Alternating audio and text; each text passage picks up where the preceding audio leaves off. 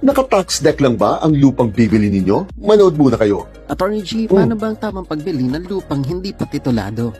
Ganito po ang tamang proseso. Una, perform due diligence. Dumulog po kayo sa assessor's office sa syudad o sa bayan na sumasakop ng lupang interesado kayo at mag-request po kayo ng tax clearance bilang patunay na bayad ang lahat ng buwis sa lupang ito. Alamin niyo rin po kung alienable and disposable na po ba talaga ang nasabing lupang interesado kayo at kung ano ba talaga ang zoning classification nito, kung agricultural, residential o commercial na ba ito at naaangkop ba ito sa pangangailangan ninyo. At kumpirmahin niyo rin po na hindi interesado ang gobyernong kunin ang lupang ito sa pamamagitan po ng expropriation proceedings na kasama sa kapangyarihan nito. At kapag okay na po kayo dito, mag-ocular inspection na po kayo sa kinalalagyan ng lupa mismo. Magtanong po kayo sa mga kapitbahay tungkol po sa pagkatao na may-ari nito at sa kalagayan po ng lupa mismo, lalo na tuwing panahon ng tag-ulan sa inyo. At ipasurvey niyo po sa isang licensed geodetic engineer ang nasabing lupang interesado kayo, just in case may encroachment na po o kaya naman may iba na pala na gumagamit ito. At ang panghuli,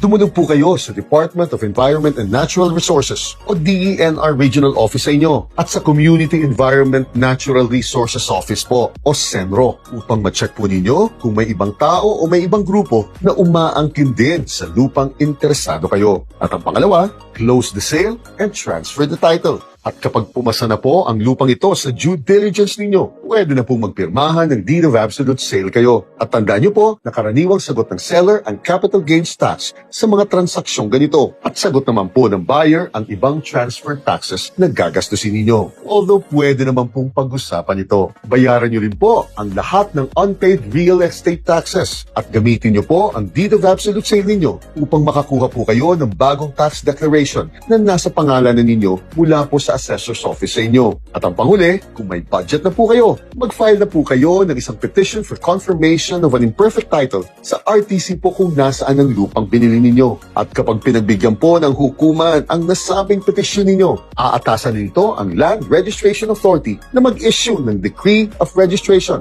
at ang Registry of Deeds naman na mag-issue ng Original Certificate of Title para po sa nasabing lupa ninyo. Chinet!